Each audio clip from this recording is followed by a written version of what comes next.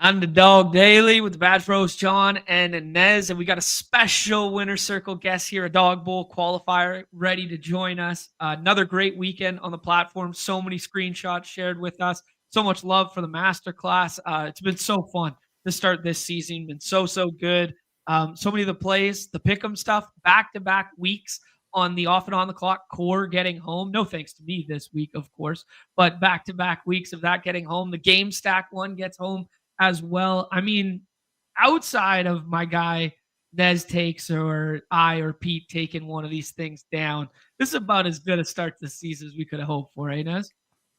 Yeah, definitely. I mean, I was pretty damn close 2 weeks straight now at Dawg Bowl. So feeling, good about being directionally accurate in Dawg Bowl. Had 4 in the top 50 this week. So yeah, I'm definitely gonna keep firing. I feel pretty good about where I'm at so far this season. I was a little nervous about week 2 coming into the week, toward the end of the week, like starting to second guess myself a little bit on what I was, had in my own like mental projections. But yeah, no, I feel pretty good.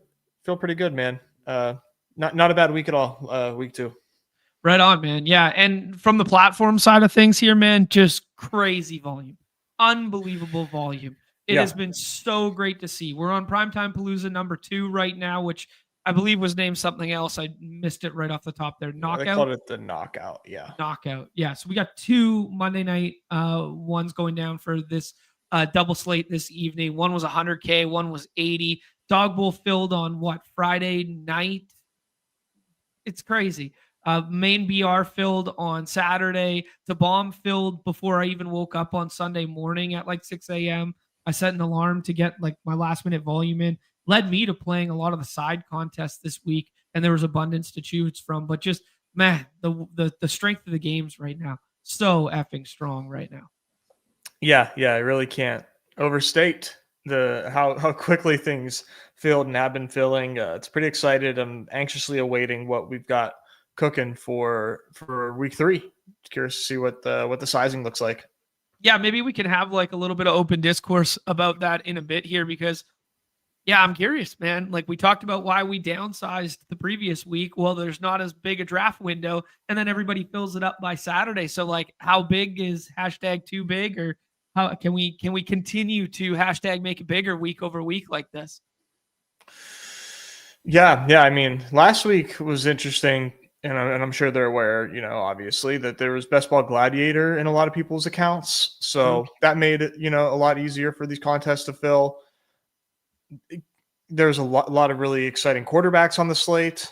It could be a number of reasons why things filled so quickly, but they really have no choice but to make some of these contests bigger. So yeah, it'll be cool to see.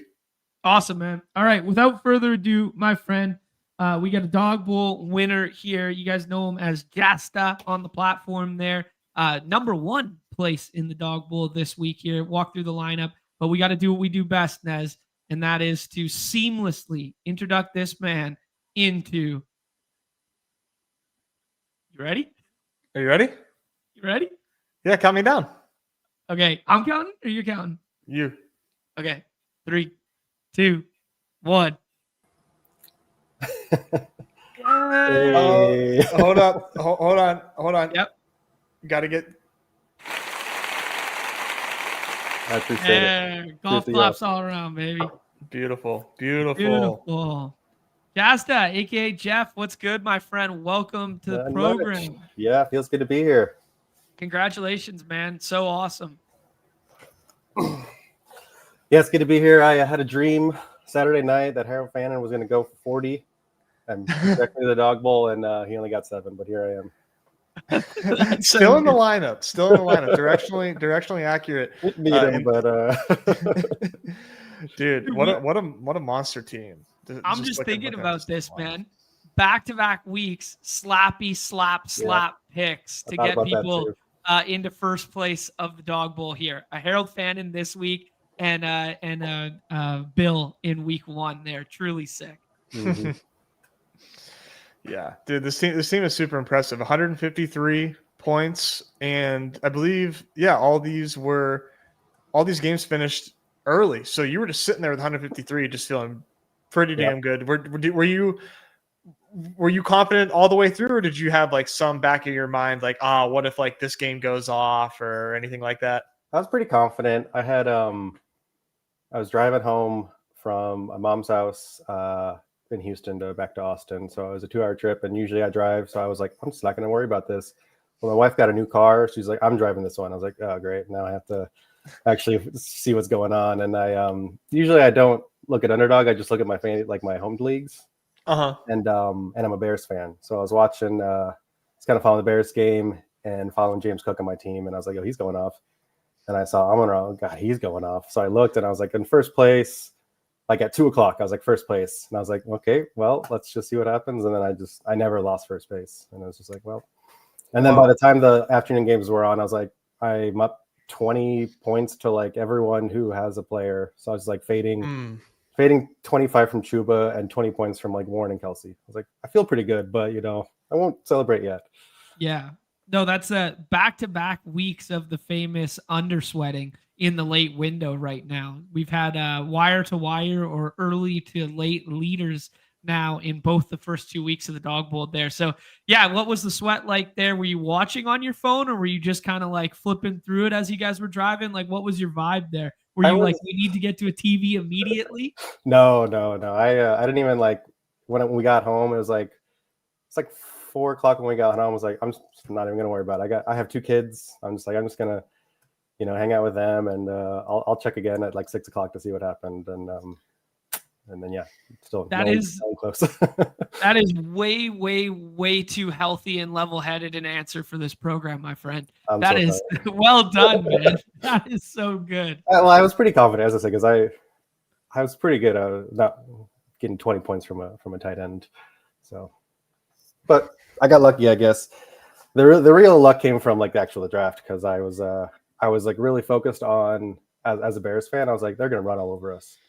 So I had like Gibbs and Montgomery. I was like picking them. Like Montgomery was my guy late. I was like, if any running back late, I'm picking Montgomery. Same. And I was like picking the passing side of Chicago. So I had a lot of Caleb, had a lot of DJ and Rome. But then this was my final draft, my final Dawg Bowl. I only did 8. Oh, this is the final one. And, the classic. You drafted it and you're just like, fuck yeah, I know that's the one, baby. Wipe it off. I was done. I was done for the week. Out of money on my account is more like it, but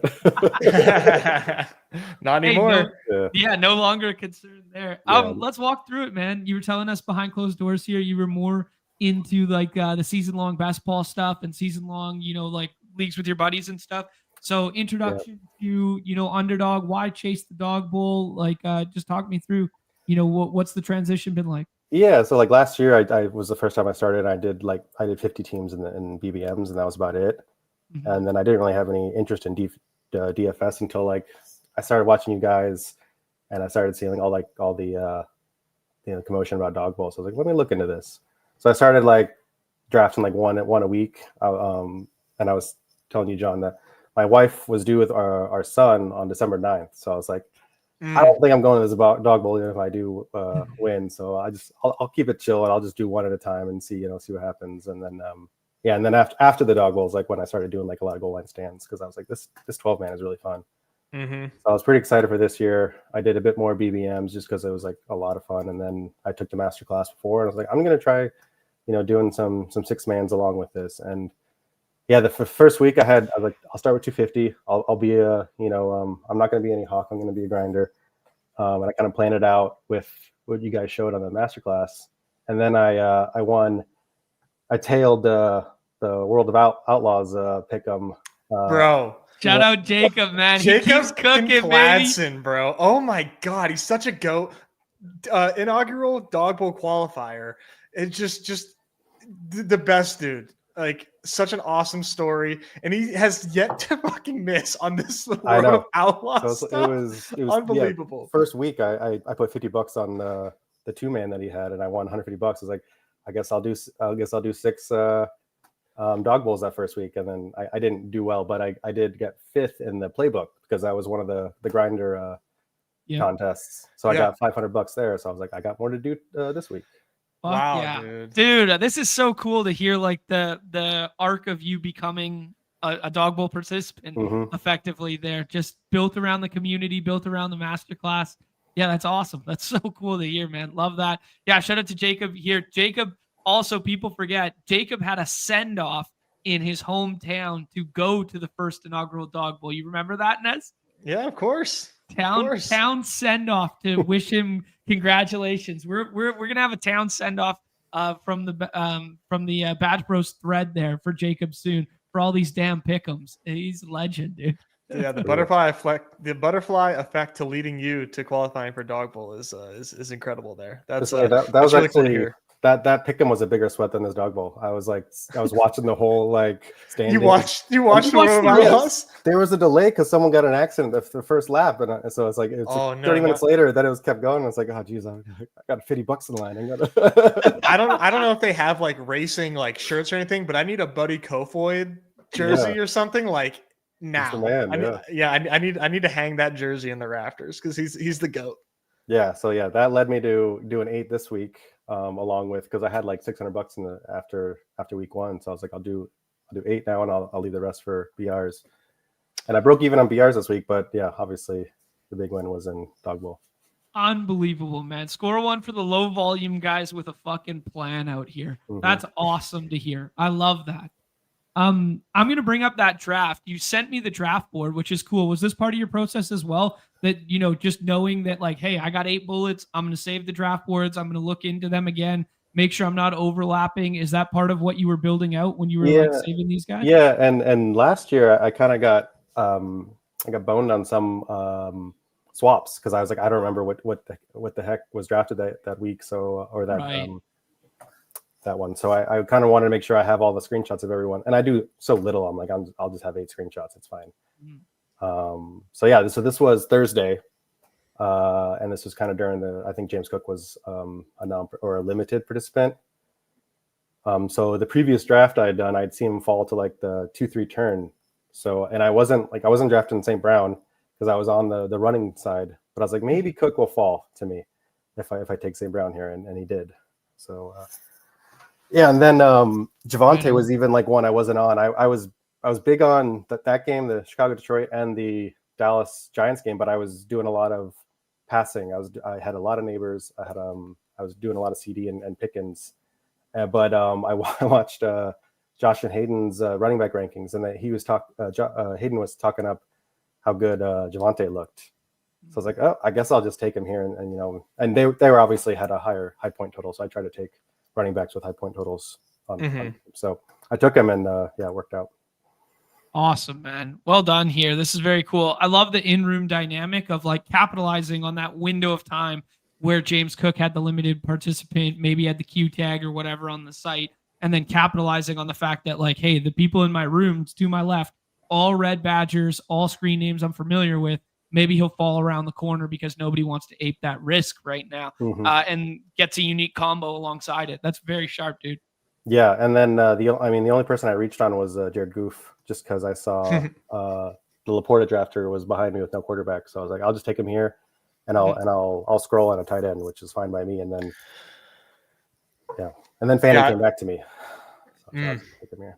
Yeah, I do that a lot. And whenever I do what you did, a two wide receiver, 2 running back, or just have my flex spot filled by the time I'm at the 5th round. And at that point, it's generally it's almost always a QB for me. Right. Even if, no matter what the dynamics is, at that point, it's let me make sure I get my stack, because it's way more important than all these tight ends. You could have replaced Fannin with anybody, and he was my last stacked QB possible. So it's I'll just take him. I'm not taking Dak with Javonte, but right.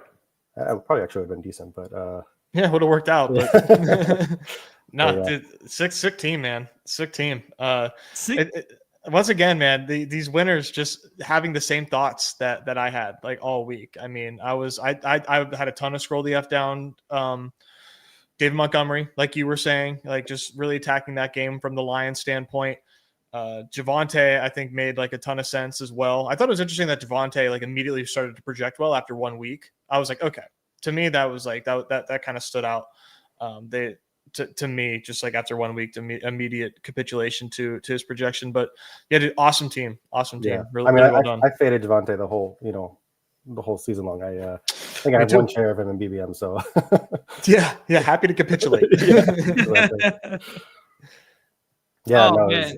I'm excited though. It's I You're don't gonna have love it. I have a couple of guys who do Underdog, so I'm like, and my wife finally, I got to her. She's like, I don't want to go to KC, so I guess I'm bringing a friend. Boys trip, baby. Boys trip. Let's go.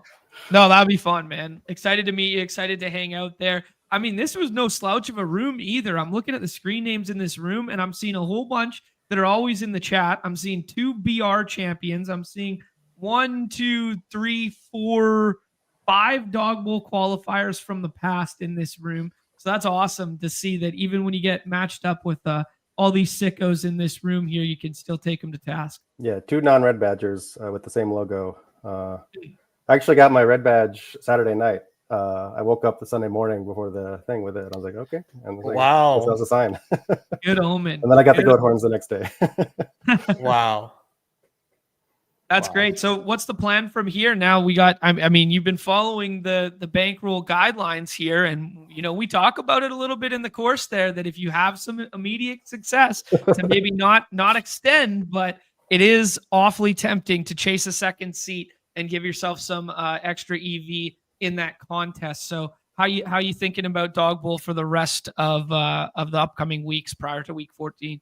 I'm probably doing pretty low volume. I want to keep this money in my account, so I'm going to save some for dingers. I'm going to max dingers next year. I only did 50 this year, so I'm going to do, and I really enjoy the contest. So I want to keep some for that. I want to keep some for BBM. I'm just going to try to, not have to ever, re-up any money. So I'll try to keep it, probably similar, probably $500 a week, and see how it goes. Perfect, man. Yeah, best of luck with that. I mean, based on these initial results here, I can't imagine it's going to go poorly for you. This is I will say this is my only one that cash. So that's awesome. So you never know what's going to happen. Anything else for Jeff here, Nez? No, I mean, so are the Bears just going to be like a target for you like rest of the season in terms of fantasy? I mean, if they don't have Jalen Johnson or Kyle Fuller or anyone on that secondary, I guess I got to attack the passing game instead of they just announced too, so. Yeah, they just announced Jalen out for the season too. Yeah, so, yeah, that's rough. That's rough. It's a tough watch, but if it's making me money while I'm watching it, then I guess I'll keep watching.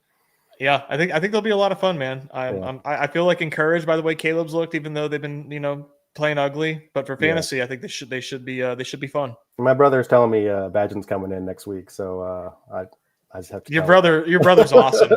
Your brother rules. I would love to have a drink with your brother. Sounds like a man. He kind of takes things to extreme a bit, so I love that. Trying to calm him down, saying like, yeah, I think Caleb's pretty good. So that's awesome. DeAndre Swift is the guy that you wanna bring. He probably loves him. Yeah, that's so cool. Oh, man, have you been to KC before? No, I haven't. No. Oh, awesome. Okay, cool. You're gonna love it. You're gonna love it, man. Yeah, I'm excited. Yeah, no, it's a really cool city. I'm a big fan. I lived there for a few years. I'm excited for people to get there and experience it. Well, can't wait to meet you guys in person. And all the NFL players are going to be there. Be good, man. Look forward to it, my friend. Hope I can come back on sometime, prior to that, but we'll see. Yeah. That's what I'm talking about. Yeah. Best of luck, Jeff. Congratulations again, man. This is a incredibly well thought out lineup. So cool that it stemmed from season long into best ball, into masterclass, into this. Like, just so cool. Yeah. No, thanks. I appreciate all you guys do. And look forward to the rest of the season. Awesome, thanks a lot, Jeff, dude. Appreciate you. Thanks for coming on. Anytime. Awesome stuff, man. Great story. Great setup. This community, dude. This community keeps surprising me, man. It's awesome. Yeah. That was cool. Yeah, very cool. Super down to earth, real world dude. Oh yeah, man. I just put this into play, and I just came up with a plan, and I executed in the in-draft rooms. I saved the draft boards for swap purposes. oh man, these are like all the fundamental benchmarks that he's ticking off one by one, and to see it, pay off for him is, it almost feels like, it's so good. Love it. Mm-hmm. Yeah. Nez, let's shout out some of the other winners here. Unfortunately, couldn't have joined us on the program today. Adam was trying to get on here. Adam also had some success in the MLB streets. It sounds like multi-sport draft leagues all around. Jeff saving some money for the dingers there, which obviously dinger finished up on Sunday. We'll take a look at the winner from that one. Shout out to our guy Sam Olson, wins the seventh inning stretch there too. Just truly goated. He wins the dinger last year, then wins the seventh inning stretch. But we had two more qualifiers here, and I think one of them is hanging out in the chat right here. Where is there's Chris. Chris O'Leary finished in here too. And I had no means by way of connecting with you, Chris. So if you are interested in a winner circle segment, please reach out, my friend. I didn't know the screen name initially, and then I saw you in the chat for both Davis's stream and Pete's stream, and now kind of putting it all together there. But shout out to Adam, man. This Ken Walker, scroll the F down. Where do you get your ideas? This last stream we did on a Dawg Bowl together on Thursday there, Nez. We scrolled the F down for Ken Walker. What if he just returns to being Ken Walker? And I love that it paid off for Adam in this one, 85. And that Jared Goff is going to be it's going to be common amongst all these lineups that we look at today. But Jared Goff double stack there. Jameson Williams gets there on the big play on low volume like he's prone to do. Your kind of call of the week there in Tyler Warren, Neighbors, and then a scroll the F down, Ken Walker. Hey, man, 2 weeks ago we were drafting this guy in the 4th or 5th round. Now all of a sudden he's left for dead in the 6th round with only 22% owned in a Dawg Bowl. He just bets on talent. Love it. Yeah, no, awesome team. A lot of what I was trying to get at. But yeah, Tyler Warren didn't score a touchdown, so it didn't ultimately matter as much. But yeah, these all these lineups are going to have Jared Goff in it. He was the man, and very, very low drafted percentage across all contests as well. So he was just an excellent pick this week. Yeah, looked like one the whole week. Yeah, absolutely, man. We talked about the scroll the F downs at the quarterback positions for leverage because of the ownership principles of this week, where like those top 4 quarterbacks were going to be 100% owned in the 6-mans. And that would introduce so much more leverage. Unfortunately, I played the fuck out of the Dallas and Giants game there, so it led me to a lot more Dak than Goff, but had a decent amount of Goff. Had a nice winning weekend myself there. Beautiful lineup, nice little double stack. All the people are going to be talking about the 1-1-3-1s getting home instead of using running back in the flex and that sort of thing. We're going to have some macro conversations about that in a bit here for sure. And just kind of like, is it reactionary? Is it from the past there? And then I want to bring up Chris's team. Yep. A little more of the traditional 1-2-2-1 here. That Roma Doomsday one, only 54% owned and was like the 3rd or 4th highest scoring wide receiver on the slate. A Jake Ferguson one-off there. Jared Goff double stack here, but with Gibbs. And then Chuba. Chuba has, that role is just so effing strong. And Carolina did their best for a comeback in the 4th quarter there. And awesome team. Yeah, this is a sick team. Rome just such a smash. 54% drafted, 28 points. Goddamn. I'm surprised this didn't take first, honestly. But yeah. Like this is a lot of really good scores. Obviously, the James Cook score being the big difference maker there. But yeah, Chris, awesome job, man. That's a really nice team. Yeah, very nice teams. So excited to have Jeff, Chris, and Adam meeting us at the Dawg Bowl. They're going to be a lot of fun. And man, our guy, man, JASTA rolls through here, drops off 20 Badge Bros memberships at the door. Man, much love. Not necessary, but always appreciated. Thank you so much for that, my friend. You were an awesome guest, and congrats again on the Dawg Bowl seat there. In the future here, Nez, we're going to make good on these Badge Bros memberships. You made good with Pete on Friday night there, doing the dual stream, the nose strip, the double nose strip stream of you and Pete there. Going to keep those rolling this weekend and that sort of deal. And then maybe tomorrow, something of the members variety. Nez and I got to do a little discussing after this, but tomorrow's probably going to be a multi-sport kind of day, and might involve some members only stuff. So can make good on those. Give a shout out to Jeff in the chat there if you were a recipient of said memberships. Nez, let's move on to the main battle royale here. As you guys could see, truly sick. You guys filled it so early that your boy had to play all the side contests instead of just the main BR here. I only got 35 of them in. Shout out to Kev. I saw Kev has some affiliation with the Best Ball Overlay tool there because they were shouting him out, and the Fantasy Pound was shouting him out. Pounders rise up there. So yeah, big shouts to Kev here. This is where that scroll really came into play, man. 15.2% owned Jared Goff there. Trey McBride kind of just giving you enough when nobody separated at the tight end position. I actually believe Jake Ferguson was the highest scoring tight end on the slate with 12.8. Yeah. I think you're right. Yeah. Yeah, like just nobody effectively ended up mattering. Jonathan Taylor, we talked about it when we were drafting the BR on Thursday there, Nez, where he went in the last round and we're like, dude, why are we so scared of Denver defense? Just pound Jonathan Taylor.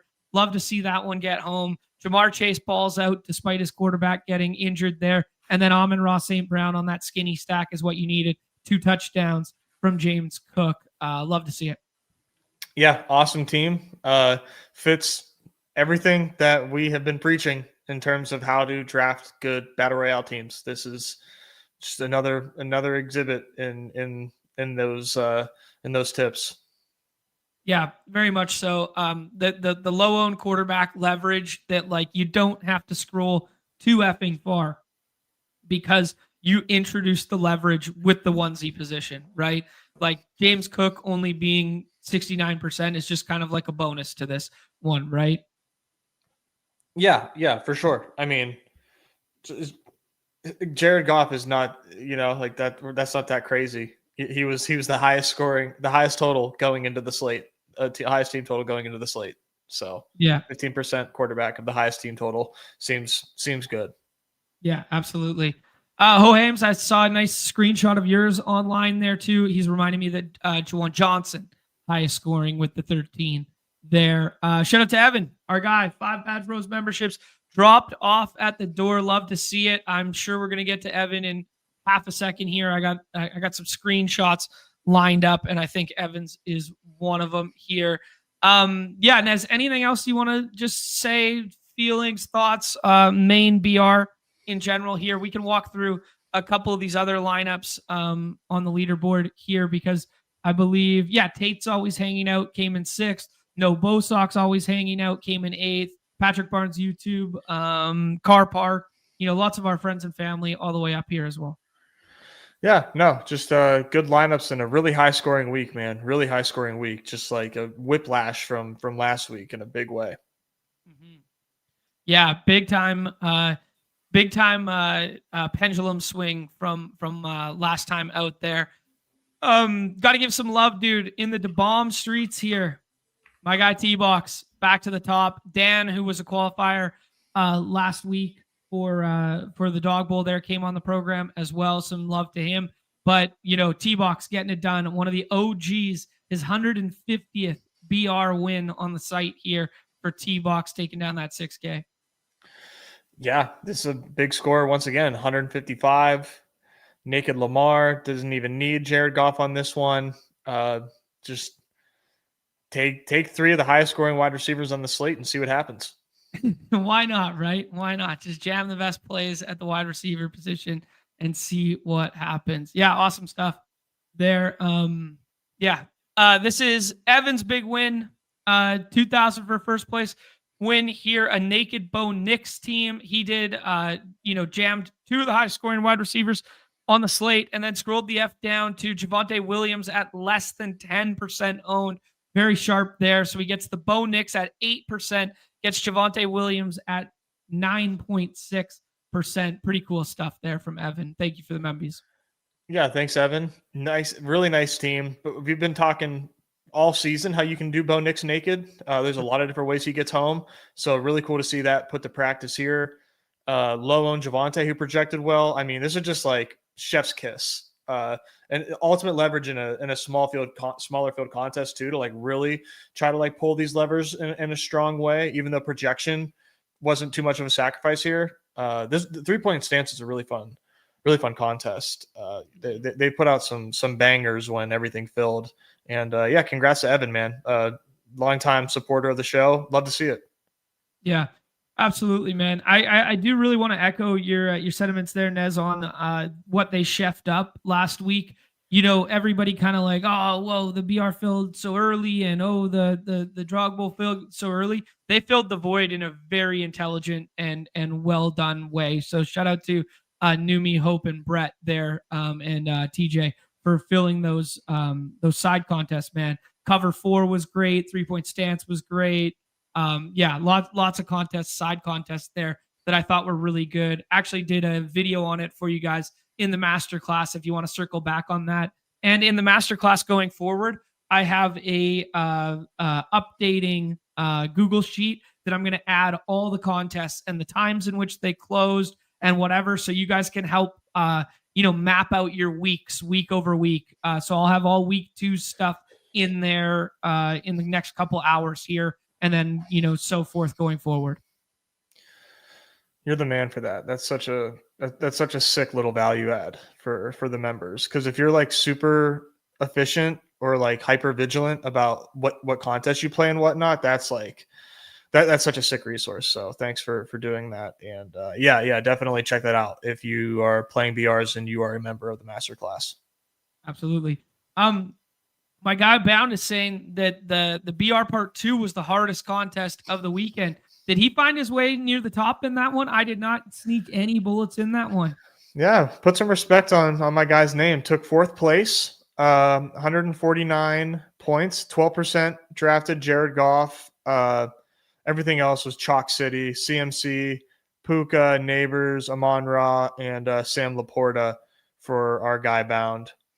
Shout out Bound 33. Love it, man. I don't know if you don't tag me, guys. I don't know if you don't tag me. You gotta tag me in this love here. Benny's coming in saying binked the 3rd and long too. Holy fuck. Nothing but winners out here, man. I got that one. Okay. Benny, good. Ben Noob. That's a great username, by the way. Jared Goff, believe it or not. And dude, this is like the same. Is this the same team as Bound? No, it's not. Chase Brown. So he banked with Chase Brown. That's impressive. Mm-hmm. JT, Jamar Chase, Amon-Ra, and Sam Laporta to go along with Jared Goff. Well done, sir. Awesome. Well done, man. Congratulations. I got a couple more from the Discord here. Johnny with the 1K score there, first place. I don't know which $5 contest this was. That's a Primetime Palooza. Oh, Primetime Palooza or Primetime something. Yeah, one of the Primetime slates. Yeah, speaking of Primetime Palooza, Pat Moore Poker, been around for a long time there. Hopped on, joined the Bosch with Pete there at one point. The little double tight end gets home there. Tucker Craft was a great call by you. Romeo Dobbs was a great call by you on the show.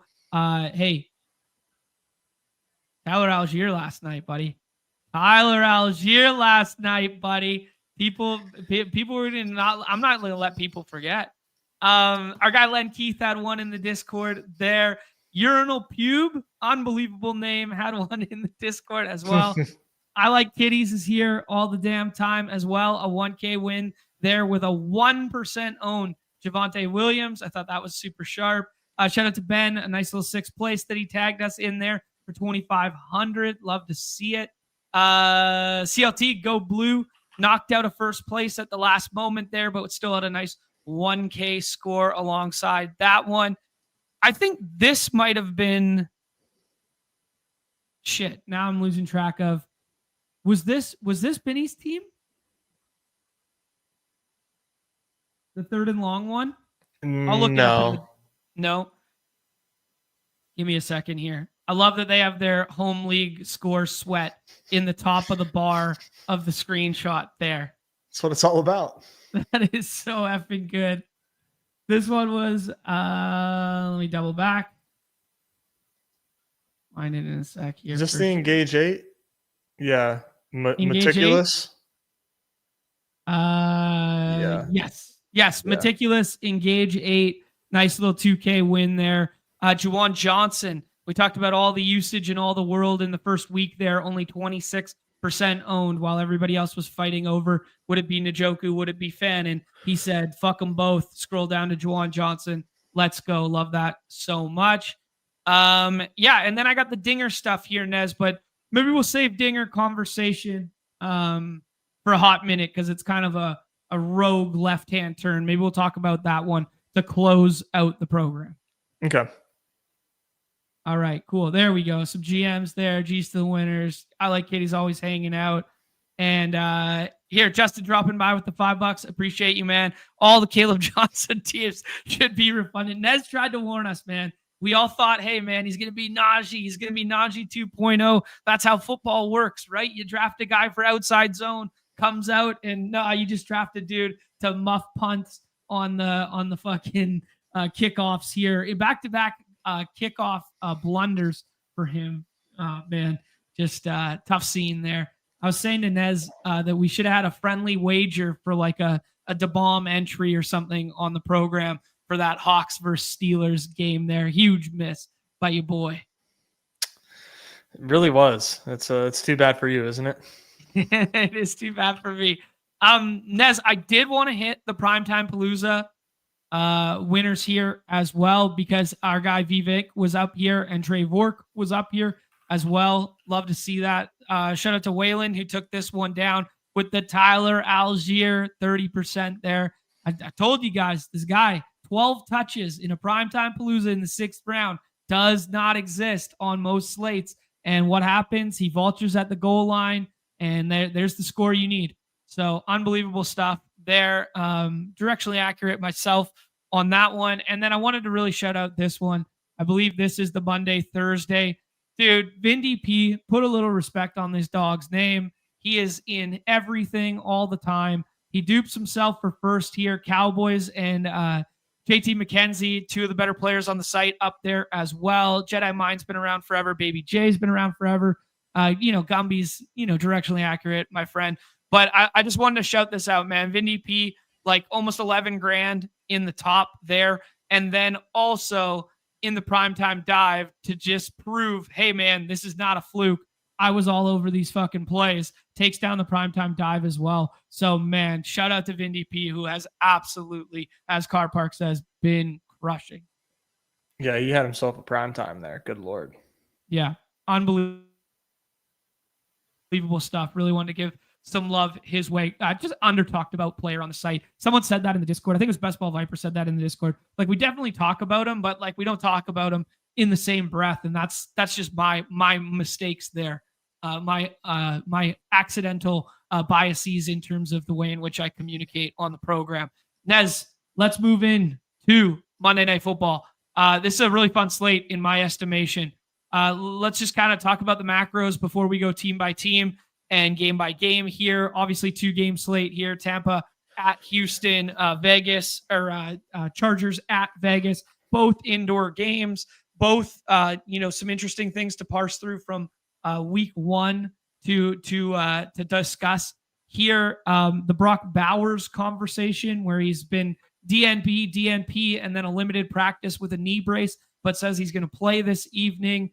Let's just talk about the macros, 30-foot bird's eye view of the slate here, Nez. But what are you seeing? What am I seeing? Well, I think we have 2 game environments that are like very different. I think Houston versus Tampa Bay really, really projects to be a slog, really projects to be a boring game. Houston looked not good last week offensively. Just no creativity in their play calling whatsoever against a very difficult LA Rams defense. Tampa Bay, I don't think their defense is a slouch either, but it is, I believe, a step down slightly from LA. But I still think that Houston's going to struggle, and I'm worried about the highly drafted pieces on Houston, being Nico and Nick Chubb here. So I have concerns for Houston, and then on the flip side of that game, I have concerns for Tampa Bay as well. I think the Tampa Bay a lot of their struggles, in my opinion, could be boiled down to Baker being not that good in week one. And I don't think that that's who Baker is as a player. I just saw Baker miss a lot of easy throws, like a lot of off-target throws that he doesn't normally make. So I think Baker can bounce back. But Houston is a tough defense. Atlanta may be proving to be a better defense that we were originally giving credit for as well. But Houston, I have a lot of respect for on defense. So I just don't see this game being super high scoring, which leads me to being like uber concentrated on this Chargers-Raiders game, where the Chargers offense against like a good Kansas City defense just looked electric. No pun intended there. Sorry for the dad joke. But like, man, Chargers look sick. Vegas, I think Vegas has a chance to be like kind of sick in their own right. Geno playing Geno ball, throwing deep. We have Genti, who has an awesome role so far in week one. I don't expect that to change at all. So I really think that this Chargers Vegas game can be really fun. And it's, like I said, it has all of my attention on this slate. Cool. Yeah, I tend to agree with you a little bit there, just because of like some of the matchup stuff. That, just to add a little context to what you were saying about the first game environment, it's like the Vita Vea and run defense matchup for Nick Chubb. Like, when we haven't seen a ton of explosive runs from Nick Chubb, leads me to not want to click a ton of Nick Chubb on this slate. The Mike Evans stuff, where we saw, basically the way in which the Rams won against Houston in the first week there was all the motion, all the underneath stuff, all the Puka stuff. Mike Evans could do his best. We know he's a touchdown scorer, but he could do his best sacrificial X, like 4 for 50 impersonation when he gets the Derek Stingley shadow treatment this evening, which is effectively what Devontae Adams did in week one, right? So I kind of like, if I'm pattern matching, and it's not always right to pattern match, but we saw some of the pattern match stuff come to fruition in our second slate here, where we just pattern matched Drake May with Daniel Jones against Miami. And some of that stuff can be a little sticky, even though it's only a 1-game sample here. If I'm pattern matching, yeah, I'm kind of like a little bit excited about some of the creative usage for Igbuka in this game potentially. But yes, outside of that, it is pretty hard to get excited about that game environment comparative to the other one. I'm in full lockstep with you. There's a lot to like about what we saw from the Chargers in week one there. And that was leading me to like being really interested in the Chargers or that game environment as well, like doing some Geno stuff and prioritizing, Geno over CJ in some respects. So yeah. Sorry. Go ahead. Yeah. So I'm definitely less bullish on Igbuka in this game than you are. The good thing about Igbuka is he ran 97% of routes. That's obviously fantastic. I think the bad thing is that he just did not command a lot of targets. Same amount of targets as Sterling Shepard. And, I don't mean that totally disrespectfully. I actually have respect for Sterling Shepard as a wide receiver when he's healthy, which obviously college isn't teammate narrative. Teammate narrative. Ooh, John. Don't give away all the alpha for free. But yeah, Igbuka, maybe this is more of a box score watching than game watching. Igbuka 2 touchdowns, I think, is really kind of propping up the projection for him. I prefer Jacoby over Igbuka today. I wouldn't fight you on that. I was more just like pattern matching as to why I was a little bearish on Mike Evans. So yeah, no, I would definitely kind of agree with that. There's also another interesting wrinkle with the Myers stuff is, what if Brock Bowers isn't 100% this week? What if he is playing through this? What if Michael Mayer does cut in a little bit more, and that's why he's tight end 4 on our slate here? So yeah, I think there's a little bit to dissect there as well. Agreed. David saying, Woody Marks scroll. Are you with me, John? I have done it twice in my early set with literally pick 24. Once stacked and once unstacked. I did that. But yeah, there's definitely some scroll potential on this slate. Nez, let's talk about kind of like, before we go game environment, the upper echelon of draft boards, very, very effing stagnant on this slate for whatever reason. people think that kind of like top 6 in particular is maybe top 5 in particular is really set in stone. And then certain drafters, maybe the VORP guys, maybe the projection guys, start pulling Bowers into that tier at about 5 or 6 here.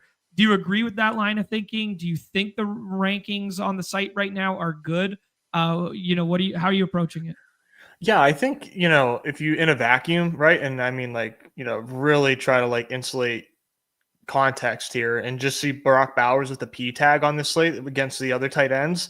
I mean, he should be going 4, but the problem is that it's Pete Carroll, and shout out Coach Speak Index, our guy Greg. He is kind of put on the map that, and other people have done this too, but I got this from Greg, and that Pete Carroll is overly optimistic about injuries. That's right. That's his whole thing. PD Sunshine. Nope, Bowers is going to play.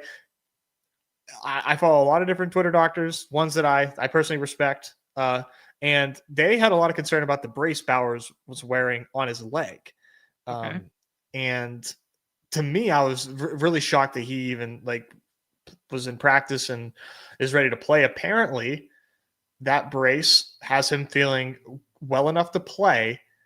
Now, I have a lot of reservations about Bowers here. I am taking Bowers, pretty bullishly. I'm mixing him in here and there. I'll probably end up like 20%, which is 5% under the field, under expectation. Mm-hmm. I'm personally a little worried because they clearly have no problem using Michael Mayer out there like a lot. So he can easily, kind of take over more snap shares than we're used to in this game. And it's a pretty high price to pay for Bowers. I think that there's a chance that we don't see the Bowers workload that we're drafting him at. And to me, that's like a twofold thing. I'm going to be a little under the field on Bowers, and I'm definitely going to be over the field on Michael Mayer. Okay, cool. Very interesting stuff there, Nez. Nice. I like that. I was kind of treating it as like, good to go, wheels up. Let me get as much Bowers in my life as I can because I think the price point should be higher. So yeah, two approaches to the same problem this evening. Very good stuff there. Does overweight Jacoby then for you because you're over Jacoby over Igbuka and you're kind of soft fading the Bowers spot? Yes, I will give you an exact figure. 37% Jacoby for me. That would probably be what it finishes at when I'm all done with these Monday Night Football knockout drafts. I would imagine 37% is where I'll finish. Okay, cool. Just to put some numbers to everything here. Nez was talking about that first game being less desirable than the second game. They're only 4 points different in terms of the unabated line there, but Houston at home. Nez spoke to the creativity. They're 2.5 point favorites at home here against the Bucs. Lack of creativity in the first week out there. That was reflected in the next gen chart of Nico Collins route running. It was gross. It was stagnant. It was to one side. It was nothing but little go routes that didn't go very far. ADOT was way lower than anticipated. It looked like a shitty Marv Harrison Jr. version of last year is what the chart looked like to me there. So yeah, I am a little skittish on that one, a little skittish on Houston Texan run game there. Bucs side of the ball there. I've been playing a little bit of Rachaad White. I don't see a lot of people clicking Rachaad White. Not a great debut last week there for him, but if there's somehow in a trailing script or this runs to total, just getting the opportunity for him to be in the 2-minute drill or catch a couple checkdowns. I've been stacking a little Baker with White there. And then on the other game there, Nez, a 46.5. Chargers are road favorites of 3.5 there. That's primarily where you're targeting the majority of your players and the quarterbacks and that sort of thing. I think that funnels into a really good conversation of, how high is too high for Justin Herbert relative to everybody else here, because he's currently ADP 9. We talk about it all the time, how we don't love to get out over on quarterback on these slates because we like to fill our flex first. But is he worth, he's running a bit more now, especially at the tail end of last year and then the early end of this year. Is Is this someone that you're willing to get out over the field on kind of when we go position by position? I've done it a couple times, man, but ultimately no. Okay. Ultimately no. He falls in a lot of rooms as well. So like if you have badges in your room, they're way more likely to pass on Herbert than, people without badges because they're way more likely to adhere to ADP. But these drafters with badges are going to give credence to flex positions over Justin Herbert. So you can get Justin Herbert to fall around that corner. Even Baker, man, even Baker's like way too expensive as well. So it shouldn't surprise you based on the way I'm talking about these games is that I'm like heavily prioritizing Geno Smith in these contests. Okay. Yeah, sounds good to me, man. You like Geno considerably, just relative to the price point, you like him the best, but you like him considerably more than CJ too, right? I do. I have a lot of CJ Stroud as well. Yeah, like 30% Stroud because if I miss out on Geno, it's like, well, okay, I'll have Stroud here, but preferred Geno for sure.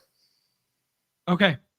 Cool. Yeah, pending where you look in terms of projection, like the quarterback rankings are different than our site, particularly at the Stochastic site. I noticed that it was quite a bit different.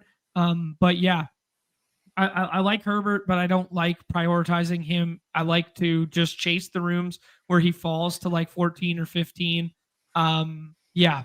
Nez, if you had to pinpoint kind of like front end combos or like combos of winners tonight, because like, just talking in the chat here, like a Hampton plus Genty has happened. Like I got a couple of Hampton plus Genties.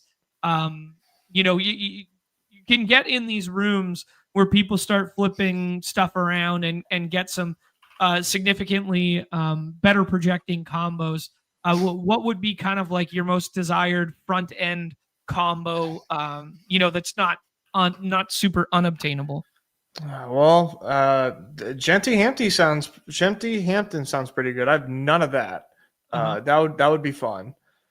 I definitely think Genty is in the winning lineup, and it'll be him falling to 3, and probably like a Genty. I mean, Genty Hampton's definitely the leader in the clubhouse right now, but Genty, McConkey, Keenan, Herbert. I think that 4 is probably obtainable, and would be my odds-on favorite to be the shipper tonight. Yeah, here's the first contest. First contest is already closed here. A Genty, Hampton, Jacoby, and then a Shepard, Otten, Baker stack to go with it. That's wow. Not bad, but not crazy. Pretty good. Pretty good. It's Green says you got a Bucky, Hampton. Yeah, like I don't really think anything's off the table tonight unless you somehow get like Evans and Herbert to fall back with it or something like that. I think it's a pretty decently like we stated at the top there, like outside of the top 6 or 7, it then becomes very much choose your own adventure. And that's probably a good segue into discussing the running backs and wide receivers. Nez, do you like Genty more than Bucky this evening? I do. Yeah. Okay. Are you drafting it as such? Mm-hmm. Yeah. Okay. So you're trying to have a nice overweight position on Genty this evening. Yeah, obviously the utilization stuff in week 1 was very encouraging, like 87% of snaps, 86% of rush attempts, played like all the short distance stuff, a couple targets mixed in there, around 55% of the routes. Raheem Mostert was healthy and active in game 1. Zamir White was the guy who worked in behind. Yeah, I mean, you just think it's Genty's whole backfield to himself. Chip Kelly, leave a dude out there, offense from here forth. Yeah, I just think a lot. There's like many different data points to prefer Genty over Bucky. For one, we were drafting this dude over him in BBM. He's in a higher game total. The week 1 sample, in terms of utilization, was better for Genty than Bucky. I think Genty is, I mean, and no disrespect to Bucky, I think Genty is way better than Bucky as a talent.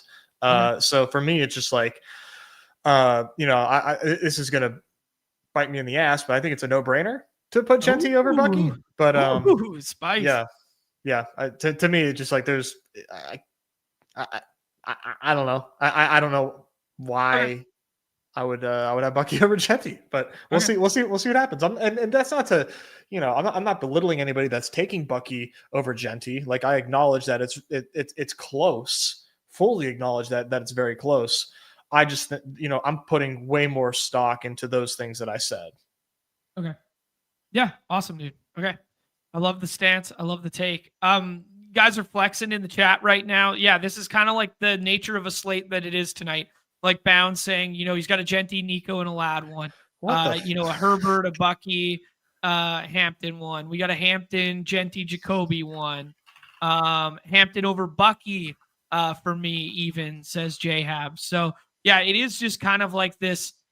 It is a little bit of an ambiguous slate with like a lot of question marks on it, that even in that front end of tier, people are hotly debating things. And then we brought up the Bowers conversation. The reason he's on the cover and whatnot is if you get 100% Bowers this evening, the way in which he could separate at the tight end position is astronomical. Like, he could do what Tucker Kraft did on the previous slate and put up that 22 ball, or he could play 65% of snaps and be banged up and not fully healthy and ready to go. And he's the worst pick on the board to be propping up to like pick 5 or 6. So there's a lot of different ways this could break tonight, i.e. the combos available shouldn't shock anyone, is what I would kind of be forecasting. Nez, let's talk about running back after the big three. If you're able to pair together some combo of the big three, GM to you.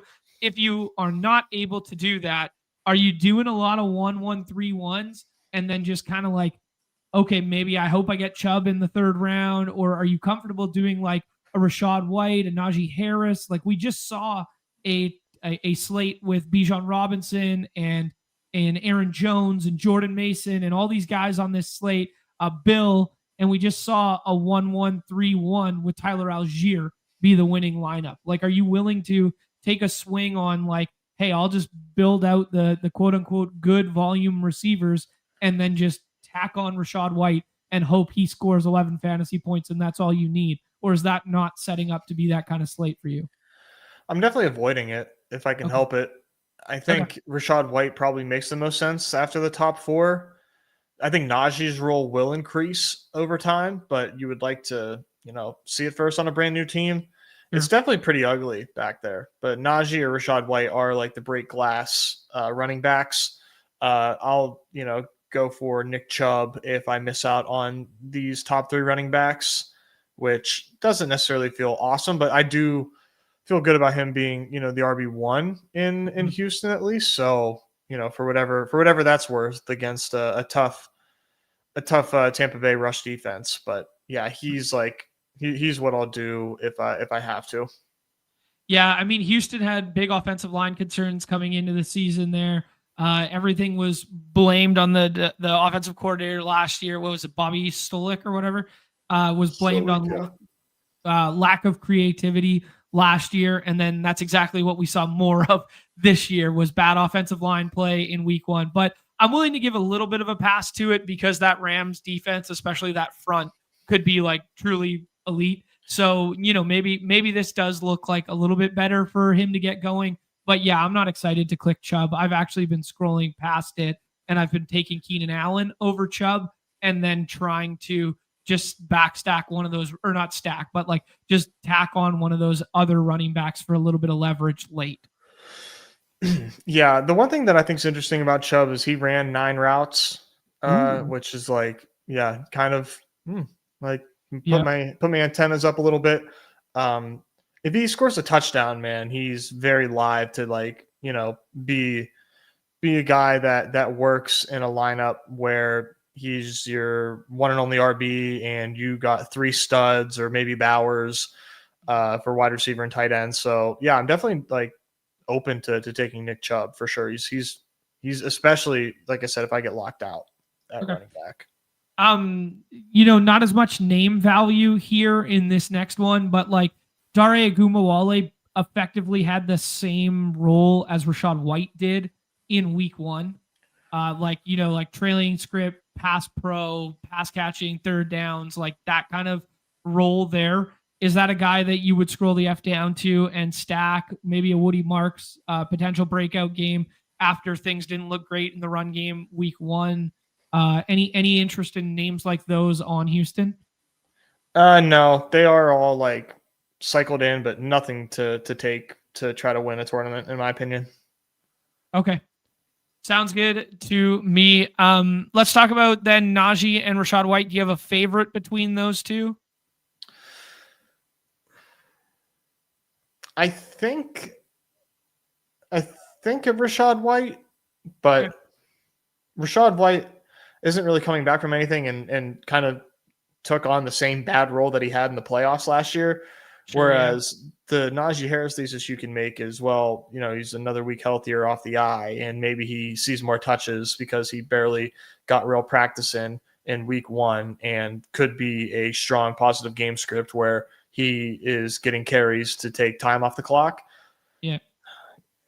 All that argument kind of makes me sound like a Najee guy. So I think Well, Rachaad White was injured in the preseason as well, right? Like he stopped playing preseason games. you're right. And was banged up. He fell in BBM, like that sort of stuff too. So like the injuries are completely different, but maybe there was something a little bit looming with Rachaad White, and now all of a sudden, second game, real life football, blah blah blah. He sees an uptick in those third downs. He gets an extra carry or two because it was a really light Rachaad White role for week 1 there, as you said, like it mirrored that of the postseason one where they went all in on Bucky. Nez, anyone else at the back end that you could potentially mix in tonight that could potentially win you this slate? For running back? Yeah. In terms of scrolls? Yeah. Any other player that's draftable? No. Okay. All right. Cool. You think Mostert's active tonight? It wouldn't surprise me. I was surprised that he didn't log a snap week 1. He was inactive. Yeah. Okay, cool. Yeah, Sean Tucker role was non-existent in week 1. Nez, we kind of got the big 2 on this slate, and they often get paired together at the 104 there in Nico and Ladd. Are those your big 2 on this slate? I like Ladd and Evans more than Nico. Okay, interesting. So you're kind of off the passing attack. You don't like the way in which they used Nico in week 1 there? I'm spooked for sure. Okay, interesting. So Ladd is WR1 for you on the slate here. You're not scared about the Derek Stingley coverage monster, shadow monster for Mike Evans? Not for Mike Evans. No. Okay. Yeah, Mike Evans, I think you just take that. I'm not docking him too much, but Nico, I'm spooked, man. This Texans offense, I think, has a chance to be really bad tonight. They might not be, but for Nico to be wide receiver 1 tonight in this spot, I'm calling BS. Okay. Interesting stuff. Okay, cool. Would you take Bowers over Nico this evening? No. Okay. Mm-mm. Would you take Bowers over Igbuka? I do. Yeah. Okay. So if you're playing along at home here, Nez has it, Ladd, Evans, Nico, then Bowers, and then this kind of next tier of 3 here with Igbuka, Myers, and Keenan Allen. How would you rank out that grouping, Nez? Jacoby, Keenan, Igbuka. Okay, so you're really out on Igbuka tonight. You think it was kind of like false flag that he balled the F out in week 1 there with the 2 touchdowns. And I mean, yeah, like I don't think he caught 2 touchdowns. I don't think he balled the F out. I think he caught 2 touchdowns, Okay. Keenan's role is unbelievably solid. I mean, exactly what you wanted to see. Exactly what you wanted to see. Anytime you're in third and manageable or you're in the red zone, like Keenan's getting the ball. It's inevitable. You can't do anything about it. He's a first down monster, red zone monster. I mean, RIP to the Keenan faders. I'm sorry. I don't really do a lot of victory lapping. I don't do a lot of RIP Bozo pack watching here. But if you didn't think Keenan still had it, like, I just don't know what to tell you, man. I'm sorry. You just really need to, I don't know, man, unplug a little bit. Keenan Allen still got it, baby. Deep dish Keenan. They believed it. They believed it. They believed brainwashed everybody. Same with Debo. They were convinced Debo was out here too, but I digress. I digress. Keenan's good at football, bro. Yeah. Nez, this is where it gets really interesting because QJ's propped up because of the game environment, because he scored 2 touchdowns. He was a touchdown scorer last year as well there. I think he had 8 and like 800 yards. That was kind of like his final total there. And then there's like just kind of like a lot of dudes who are the same, who then you can mix and match as you see fit. I've been primarily doing it via the stacks. I liked Higgins' route tree stuff on the next gen more than Nico's, so that kind of has me a little bit interested. Trey Tucker scored a touchdown in week 1. Dante Thornton's the X out there and is big and fast. Shepard has the college shower narrative with our guy Baker and has popped. He also had really good usage in week 1. Hutchinson on the surface, I think he played more snaps than everyone other than Nico. You can wish cast some of these rookie breakouts in Harris, Knoll, or KLS. Justin Watson played a shit ton in week 1, but it was of the sacrificial X variety of just running wind sprints down the field. The most sacrificed X receiver that ever lived. Ever. He does his best Gabe Davis impersonation week after week there. Just thoughts on this whole, discombobulated, muddled, grouping here, because I think I have a favorite, but like, I don't know, man. I've just been taking random shots at my last wide receiver as a scroll, basically. Yeah. So this is like the QJ line, and, below him, there's a lot of different shots to take here. Trey Tucker is my favorite to take here. He ran the most routes out of this group. So I like Trey Tucker quite a bit. Dante Thornton is like, he's been interesting all camp. He had that nice deep shot from Geno. I'm super intrigued by Dante Thornton. Mm-hmm. It's tough because I don't want to have 0, but like, I for sure prefer Sterling Shepard to Dante Thornton tonight. But I don't want to miss out on Dante Thornton deep shot because Geno is slinging that shit like we're prone to seeing from Geno. If you're keeping track here, I did say Trey Tucker, but maybe are you more focused on the young guys? No, I got you. Yeah. I Trey Tucker's my favorite there. And then from the Houston side of things, I prefer Xavier Hutchinson. Okay. I thought Xavier Hutchinson was a pretty intriguing guy as a rookie coming out of school.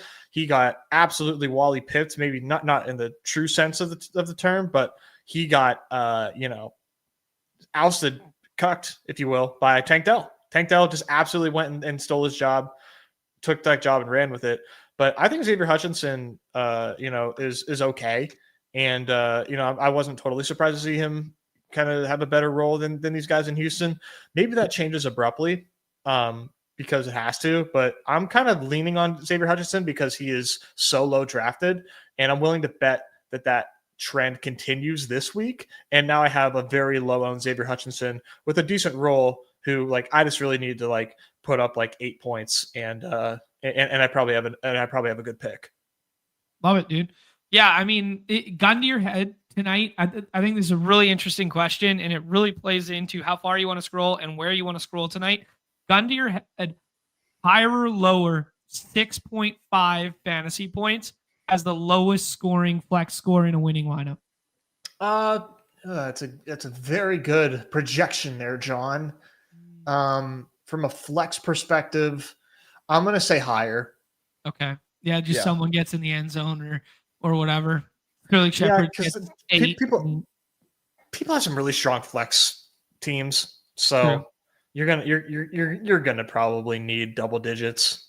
Okay. Cash line team might be like 4 or 5. And that's what's led me to just like putting like Rashad White in my flex on teams that aren't like crazy GMs or something like that. Cash line team for sure. You're looking at like 4 or 5. Yeah. Here's our guy, Adam. Shout out to ADD, aka AD5, rolling through. Couldn't join us on the program, but still wanted to spread some love. I mean, too kind, man. Just a reflection of this community day after day out here. Appreciate you, my friend. Winner Circle is open. you're welcome to come next week. You're welcome to come another time if it works for you. Winner Circle is open. Nez, that is our 45th donated Badge Bros membership on the program today. Much love, JASTA, Evan, and 85 there, aka Adam. Love to see it. IRS is taking notes over here. They said 45 members. Okay, good to know. They're coming from my pockets, John. My pockets. They can't touch. You're untouchable over there, but good, clean fun. Nez, we talked about Xavier Hutchinson. We talked about Sterling Shepard as a potential scroll there. Anybody else? Like, would you take a shot on like, hey, Noel's going to have an expanded role, or Trey Harris is going to have an expanded role tonight? They're going to trust some of these rookies to start stepping up, or is it too early to start making those calls?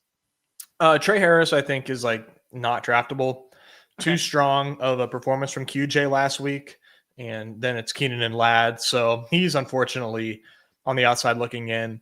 Texans, though, I think that's where there's like a lot of ambiguity in terms of like what can take place. Like I said, I'm betting on Hutchinson just because he's the lowest drafted, but had like the best role of that group. Jaden Higgins, though, 3 targets. Hutchinson only 2 targets if you're keeping track. But Hutchinson ran 23 routes to Higgins 14. So Higgins and Noel could end up seeing an increase of routes for sure. Yeah. So I would definitely be looking their way if you are drafting at volume and mixing and matching plays. I think those guys are definitely draftable for a flex spot. Cool.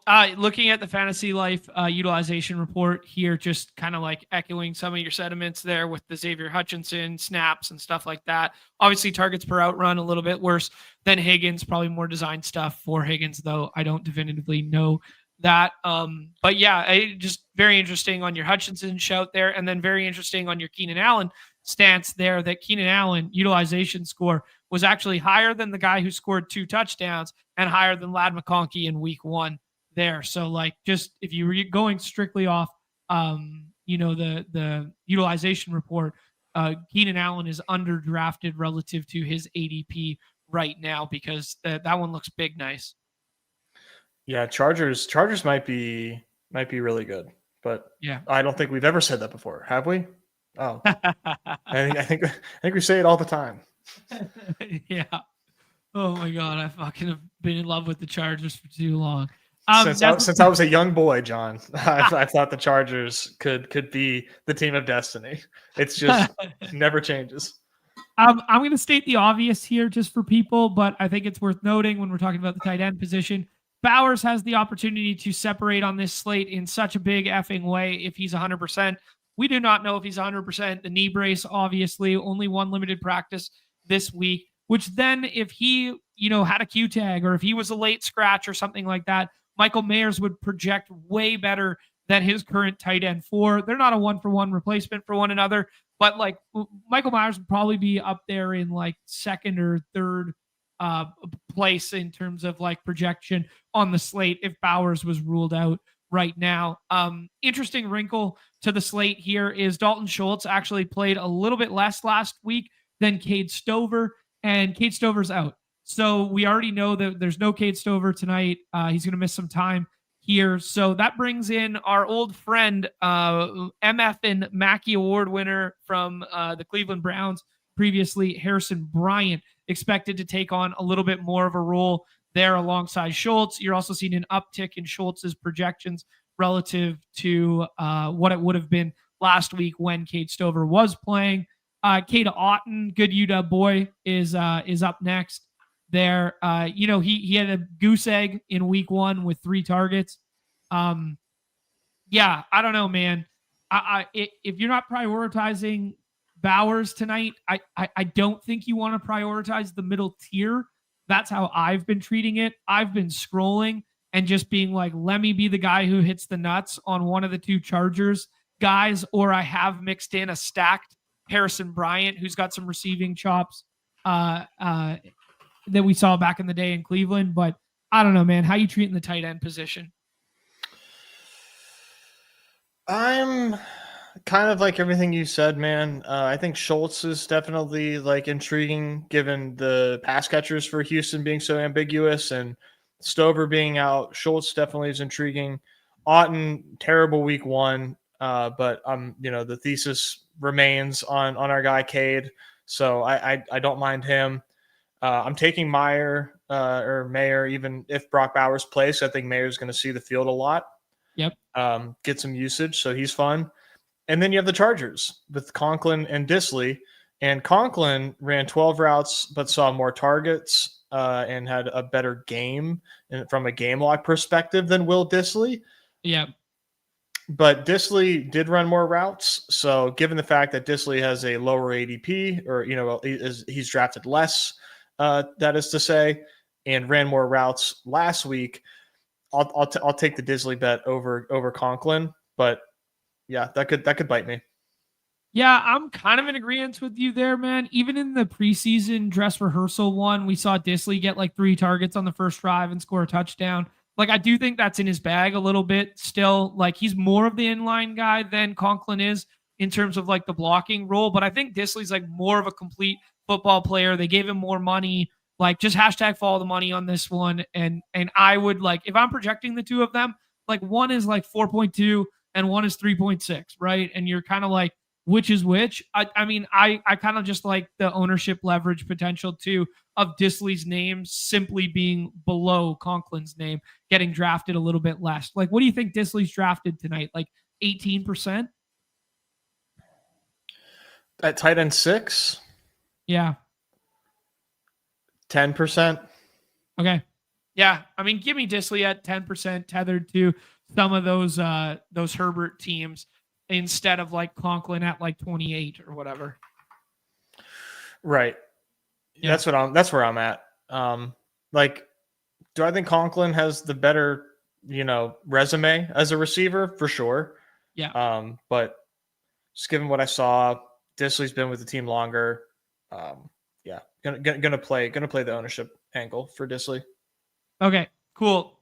Troy's asking any 2 tight end builds for you this evening. I think I fucked around and found out like one time. I honestly don't really like it on this slate though. I think it's fine. It's fine. There's been better slates to do it. Yeah, such as the previous one, the Washington one, and the with Pitts and Hawkinson and Ertz and Tucker Kraft. You're dealing with like more well-defined roles and household names on the previous slate than we are on this one. For sure. Our guy Lenke's saying he's going to get in here. Battle of the backups. Yeah, absolutely. Evan saying Bengals, Vikings going to be a movie next week there. By sounds of it, both quarterbacks going to be out. And yeah, what a mess. Yeah, I think that there's I've got my win horse up on the Vikings stuff. Oh, Kirk Cousins coming back to town, buddy. Having some behind closed doors meeting last night after Sunday Night Football. I mean, I don't know. I'm sure he's hurt. I'm sure he's really hurt, but like, I don't know, man. I don't know. Okay. All right. Wentz about to ball out, steal the job. Okay. I see you, E. White. I see you. Okay, Nez, that's kind of like all of it. Let's rip a couple drafts, maybe get a pick 'em or 2 in here, and then call it a show. See what it looks like on the fly here. We are on to the second contest. That is of the knockout variety. People are thirsty for this slate. It's a fun one to have 2 games in the same night.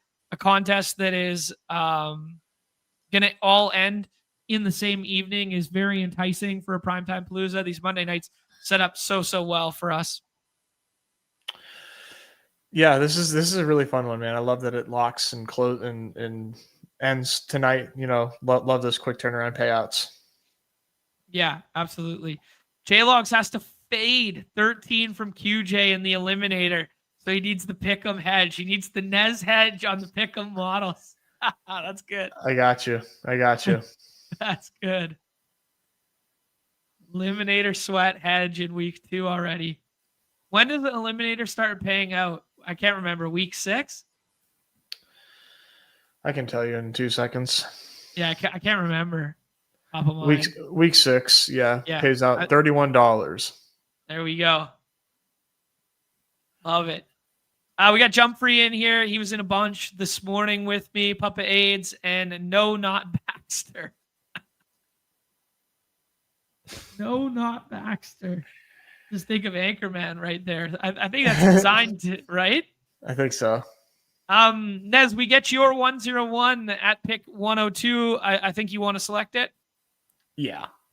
Yeah, let's not give Jump Free a GM. All right. Yeah, I mean, if I was going to do something goofy and like start flipping the board and stuff today, it just doesn't set up like a narrative for a slate that I think I can do it on this one. Like the previous one, I could tell myself the narrative of like Jaden Daniels breaks the slate. He has 35 points. It separates in a big enough way that you can do it. This slate, I can't find a desirable target to do it with. Yeah, it depends on what your goal is. Like if you think Hampton is the 101 and you have a crystal ball that says Hampton's outscoring Bucky and Genty, all you're doing is drafting worse Hampton teams than other Hampton drafters. Yeah. Nez, we get left with the Bowers decision here. Bowers plus Genty.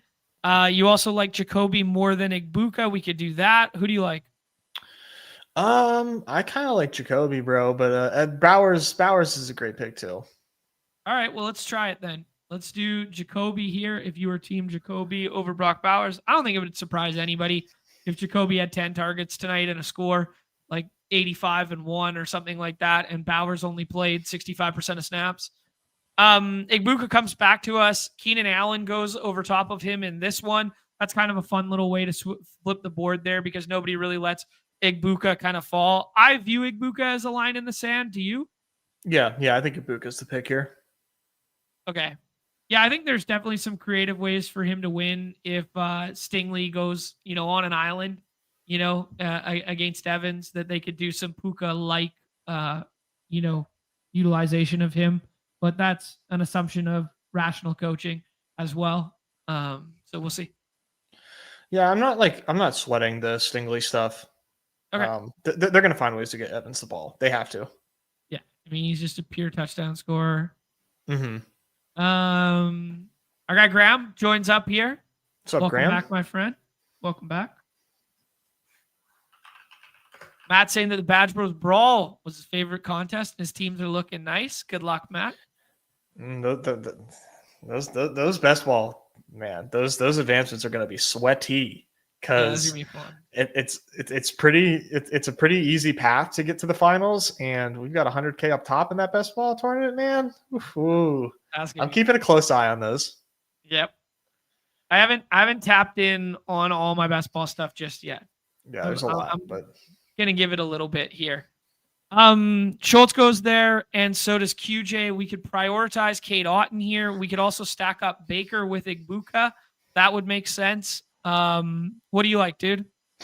Let's see here. I think I prefer Trey Tucker. Okay. You like Trey Tucker more than Dante Thornton this evening? Yeah. And you don't care that now we have 3 pieces of Vegas? No. Because I like that game that much more. Okay. So now what do you think plays better in this lineup? Geno? I would prefer Geno. Okay. We'll see what Papa AIDS does here. He's got Bucky and he has Bowers, so he could easily go Geno. And he does go Geno. I think we just take Baker here. You don't think Baxter's going to prefer CJ Stroud? No, because he has Evans. Good call. No, let's take Baker. Yeah, if I could pinpoint a winning combo this evening that isn't like crazy GM, it would be this kind of start that Baxter has, but then Baker goes as QB3. Mm-hmm. Or like QB4. Right. What about that Tinsley TD? You guys remember the off and on the clock when I hyped up the Tinsley preseason game and both you guys looked at me like I was from outer space? I still would. Nez, we got ourselves the decision at the tight end position. It's most likely going to be a bring back off of this. I don't think there's any reason to scroll to anyone else on Tampa Bay other than Kate Otten this evening, but maybe famous last words. It's probably Disley then for us. I think Disley, man. Yeah. Yeah, so this is kind of like a Vegas onslaught. Tampa Bay game is a little bit low scoring, and it funnels through one on the ground for Baker and one through the air to Igbuka. Then, Vegas goes kind of nuts, but Genty scores the touchdowns, and all you need is the yardage from Jacoby Myers and Trey Tucker. And then Will Disley is the, low scoring tight end slate. You only need one touchdown, or you only need like 6 points relative to the uniqueness of this lineup. Not bad. Let's rip another. Okay. Nice to see the $7 price point introduced to the Primetime Paloozas here. We've had 3s and 10s and 25s and 100s up until this point. Nice to see them kind of like test out kind of like the Battle Royale thesis, but on a Primetime Palooza, aka the knockout. Yeah, I think it makes sense for like a second contest to be priced like that. Yeah, just a nice little wrinkle, switch things up. Exactly. When to bomb 2 need to donate to AWIN. Yeah, even the bomb filled early because it was smaller than normal the bombs. Okay. Mm-hmm. I think this is the first time. I want to say it's the first time in 4 years on this site, 3 years, that I didn't max the bomb.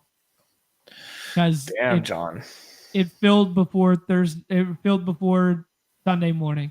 I always leave like 2, 3, or 4 for Sunday morning, and shit filled the evening when we were out.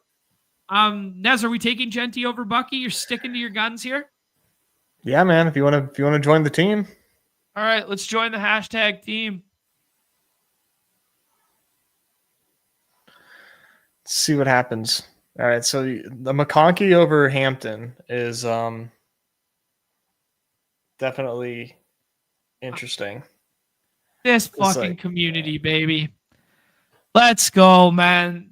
The affectionately known as Miso Tuna around here. He did not qualify for the winner's circle. No, he did not. Let's be clear. Not invited. You are not invited to the winner's circle. To the winner's circle, but mad love to the cat. He's been around for a long, long time. Really good NBA player, really good football player.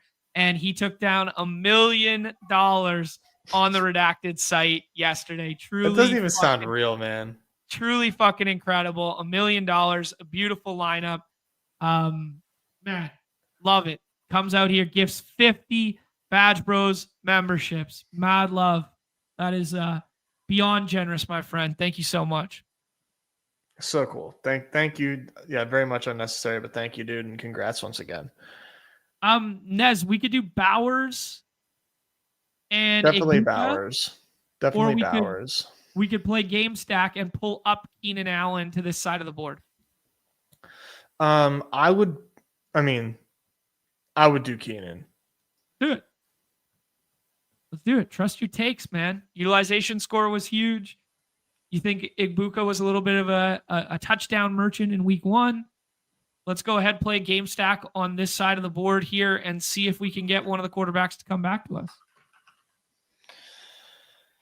Yeah, I'm trusting myself. Like I'm as concentrated as I think I'll ever be on a primetime Palooza tonight. So easy hedge for me is to just hit some hires on the Houston and Tampa game, and I'm all set for a break even night. All set for a break even night. We're gonna have fun, baby. Crap. After I bought a Memby, played that rat. Oh, that's so good. Oh, that's so funny. That's so funny. Yeah. Big congrats to the Miso Tuna. It's actually a mountain, guys. I'm cultured. It is. Okay, we're gonna get stuck here in parentheses. I think we should probably take Higgins or Schultz. Who do you prefer? Schultz. We're gonna be stuck with Stroud. Let's definitely take Schultz. Okay, so we fill our flex with a tight end in this one because we already had Bowers, which then it kind of makes me want to double stack and take Higgins or like scroll the F down for Xavier Hutchinson or something. Yeah, I would throw Shepard out there too, but I'm okay with doing Hutch or Higgins. Yeah, we could use Shep as a little bring back there. Yeah, it's up to you. Okay. Either way, I don't know, man. This might be like none of these plays are going to project as well as the plays in front of our face here on the board. But like, I think if you take Higgins, it's probably going to be duped. And it's kind of what everybody would do.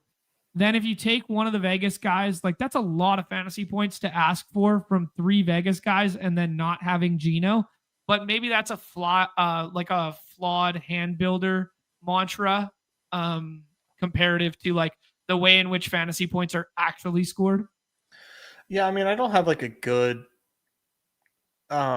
reasoning behind it, but I definitely this season have been caring a lot less about the amount of teammates I pair on a team, who my quarterback is with them. So sure, I prefer to stack. Yeah. But like if I don't sweat it because I think that I'm building good lineups regardless. And even if it's not the shipper, like nothing wrong with like increasing your EV by just building a good lineup. Right. Okay. Yeah. Yeah, I don't know. Yeah, I'm always so torn on like, are we going for broke to try and win the contest right here? Or are we just trying to like accept the fact that like, hey, this is probably not a shipping lineup now that we got sniped on the quarterback. Let's just kind of like get a mean projection to make it a cash worthy lineup, right? Yeah, I mean 2 touchdowns to Schultz and like, hey, not bad. Yeah. I mean, yeah, there's definitely conceivable ways this is the shipper. Mm-hmm. Yeah, good point here from LBM here. He's like, don't know if it'd be duped with Higgins because we went double tight end and pulled up Keenan. So maybe that's enough of a uniqueness angle, like from a combo standpoint. Yeah, that's true. The pulling up Keenan is but like, I haven't checked projections from like any source, but if that lines up with the projection, then it is probably duped. But yeah, that's a really good point. Yeah. Fun team there, Nez. That interesting team there. Probably would have liked it a little bit more if Geno comes back, but definitely unique here. We got CJ Stroud. We got your 101 and Genty. Keenan Allen pulled up to the other side of the board there that not a ton of people are doing. Sterling Shepard for a little bit of a scroll, and then double tight end with Bowers and Schultz. Schultz takes on a little bit more of an expanded role with no Cade this evening. And yeah. Dude, while we're talking about the miso tuna, this is where we got to get. This is how I picture the miso tuna. This is how I picture the miso tuna right here. This is how he wants us to picture him right there. There's the national park. Zimbabwe. Is that where it is? No. It's somewhere in like, I thought it was like, let's see. This shit's gnarly. And then you're forgetting my version, which is the Maoist tuna, but I can't get a communist yellowfin tuna to populate in my Google search. But that's who he is in my head. I actually, I'm not going to dox my guy. He caught one this weekend. Big old boy. Oh. Had some really good fishing lodges. Shout out my geography teacher in high school. There you go. That's sweet. Love it. As back to the platform here, I think we should rip one last draft and then build a pick 'em and call it a show here. One more? All right, let's do it. I want to see if we can get a non-Genty start and see what it looks like. I'm hungry now. We also have to look at the Dawg Bowl. Speaking of Updog, Here, we got to look at the Dawg Bowl, or not the Dawg Bowl. Sorry, the Dinger. I look at the Dinger.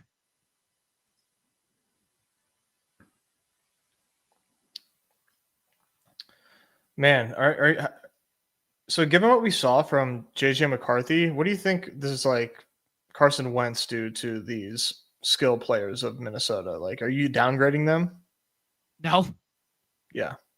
like not at all. Might be Right. better. Right. I think yeah, I don't know. I think JJ McCarthy had one good quarter. But yeah, I don't know, man.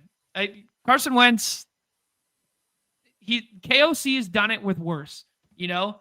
And this is a dude who's been around the league for a long time, you know, vet guy, used to have some prospect pedigree to go alongside him. I mean, yeah, here you go. Penny saying left side's live now. Yeah, like the jokes on the charts, like the next gen charts, he just didn't even look the left side of the field. Nez, do you like Hampton next here, or is there a wide receiver you prefer more? Like, do you prefer Ladd more? No, it's Hampton. Okay. So still firmly in the Hampton camp here. See what happens on the end. Yeah, I mean, like KOC, dude, we joked about it so many times. Joshua Dobbs, Mullins, that other dude that I can't even remember his name. Like KOC has made some bad quarterbacks good. Mm-hmm. Ned, should we take Mike Evans here? Something a little different? Or do you like the Bowers idea? Do you like pulling up Jacoby? What do you like? No, I like Evans. Yeah, Evans does kind of feel like the tier break in everybody's mind of like the first 6, and then people get hit with the Bowers decision. If Bowers didn't have the probable tag, then it's a little bit more of a choice. But as you guys can see, JT McKenzie right there goes ahead and adds Bowers, or goes ahead and passes on Bowers. So that's 3 straight drafts that the Bowers has gone back to the left side there. Yeah, it's like how I have it. So okay. Yeah, pretty stagnant. Yeah, there's the Keenan Allen pick, and now we have the Nick Chubb decision. We could set up, Justin Herbert to Hampton if you think it's unique, and then hope QJ comes back. Do you want to just do QJ? You like QJ more than Nick Chubb this evening? I think so. Okay. Because he probably won't take a naked Herbert if you wanted to do him at 14. He's got Ladd. Well, he's definitely probably doing Chubb. Yeah. Yeah. Probably goes Baker? Right. Baker and Chubb. So love it, let it go. Take Herbert here. Yeah. Yeah. This is always an interesting decision for me because, like, in a traditional primetime Palooza, we'd be kind of like hoping one of those 2 tight ends that project slightly better come back. But then when I have Herbert and QJ and don't have Keenan Allen and don't have Ladd alongside it, like I kind of also just want to leave the light on for Disley at 22. So 19 is your scroll. I don't know. It's interesting. Like we'll see if fully loaded goes double tight end or not. Locks up Geno. Geno and Tucker. So that's kind of exactly what we were trying to build the last time, but we got sniped on Geno. Yep.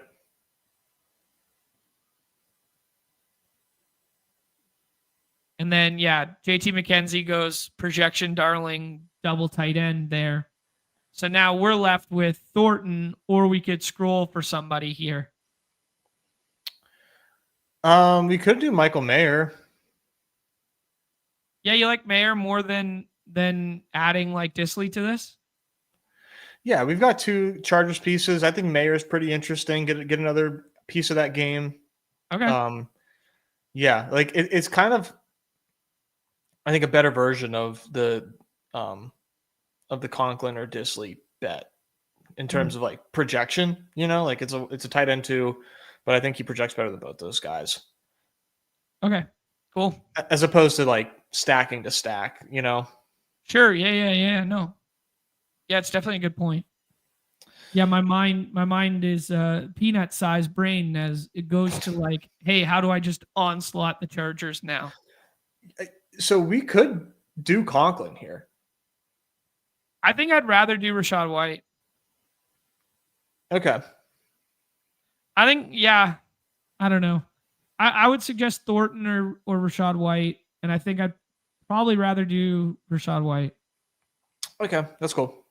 And we just play, Tampa Bay scores 2 touchdowns in the first game there. It funnels through these 2 guys, and then we just go, onslaughty Chargers. Michael Mayer outperforms Brock Bowers because Bowers is still hurt, kind of thing. Easy game. Love it. All right. Nice. Okay, before we do pick'ems here, Nez, I wanted to check out the chat here. What we were having the conversation about? What were we having the conversation about? We're having the conversation about Wentz. Oh yeah, we'll talk about that a lot because they're going to be on the main slate this week, right? Or is this back to nationally televised game? No, they are on the main slate. Okay, cool. So we'll have that conversation as the week goes on there. Shout out again to the miso tuna here. I'm kind of thinking I might have some miso tuna for lunch after this. Now that I keep looking at this fucking picture. The bento box. Yeah, a little bento box for lunch. Why not, dude? I got a couple good sushi places within walking distance here. Might have to hit that up. I'm gonna go ahead and bring up. You want to do pick'em or you want to do dinger first? Let's do pick'em. Okay, pick'em it is. Pick'em it is. It'll give me a second to find. I accidentally closed the tab.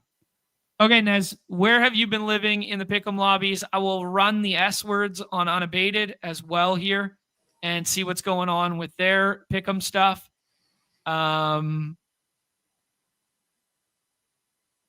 Maybe use a little bit of a blended thing going on here. Okay. All right. Where are your eyes taking you in the lobbies, dude? Well, it's kind of the same thesis of the battle royales, and that's like I don't really like the Tampa Houston game, and I really like the Chargers Vegas game. So it's hard for me to like find a lot of hires that I like in the Houston and Tampa game. Okay. I can give you one that I like. Okay. I like Rachaad White hires on rush attempts and yardage stuff.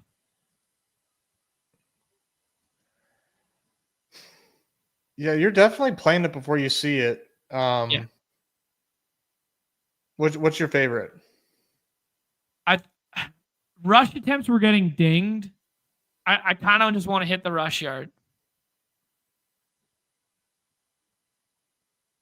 Okay, let's throw that in there. Dude, we could do combo too and just give ourselves the receiving out. Like he is going to be at some point in time. 2-minute drill. Any trailing script's good for him if it plays to the script. I don't know, man. This might be me out over my skis, but like I kind of like it, man. Yeah, let's hit that. I would say a lower on CJ Stroud on his pass yards to go with that to pair in this game. Okay. Sorry, give me 1 sec. I'm messing around with some conditional projections on the unabated side just to confirm my math behavior here.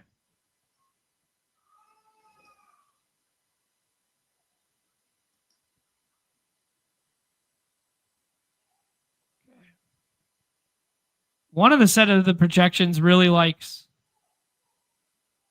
my Rachaad White stuff. One other set of the projections, not so fond. Yeah, I'm definitely on the Bears side of things there, but I want to have exposure to Rachaad White via this pick'em. Okay. Yeah, it might just be old John Boy out over his skis here. Okay. Which do you prefer then? The rushing yards, the receiving yards, or the combo?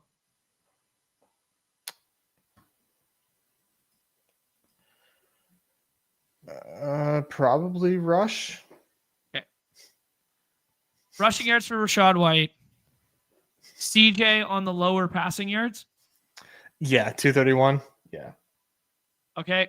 And then how about this one?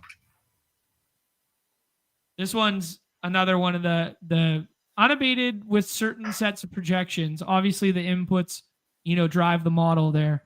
They like the Rachaad White one, and they also like this one on the Tyler Conklin one. What do they like?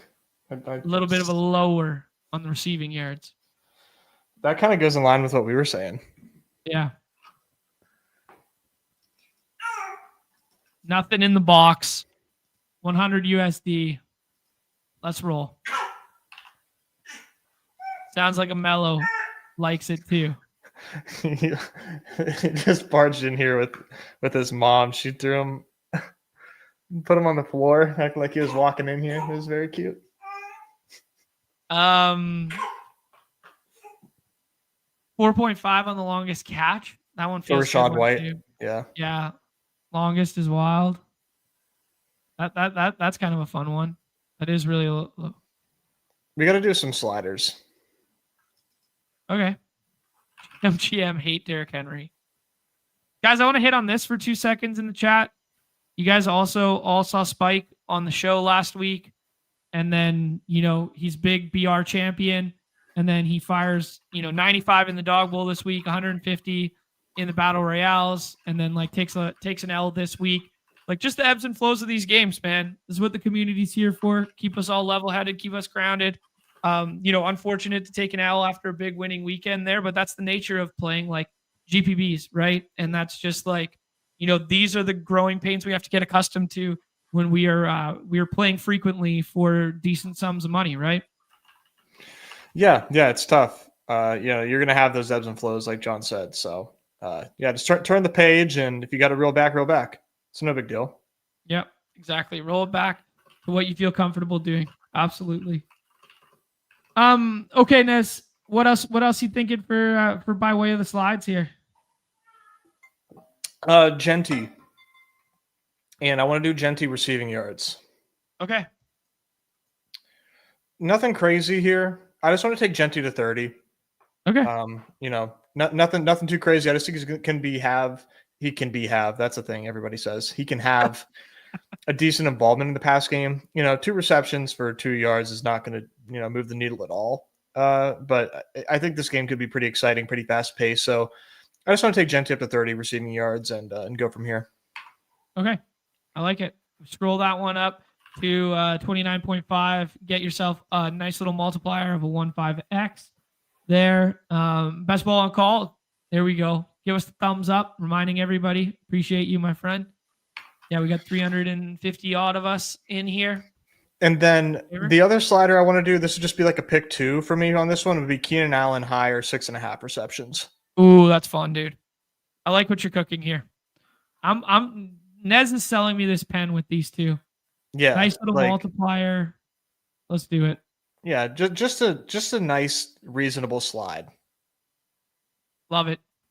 Nice, reasonable slides. 100 USD gets you 800 and something. Love that. I also did a crazy one this morning, John. I threw out a tweet about it with a straw man to it that I said I got mad this morning because someone said Geno Smith can't throw for 370 passing yards today, and it made me mad. That didn't happen, but no, Geno's and mind you, this is as ridiculous as it sounds. Geno Smith higher 369.5 passing yards with Justin Herbert 2.5 passing touchdowns on the higher.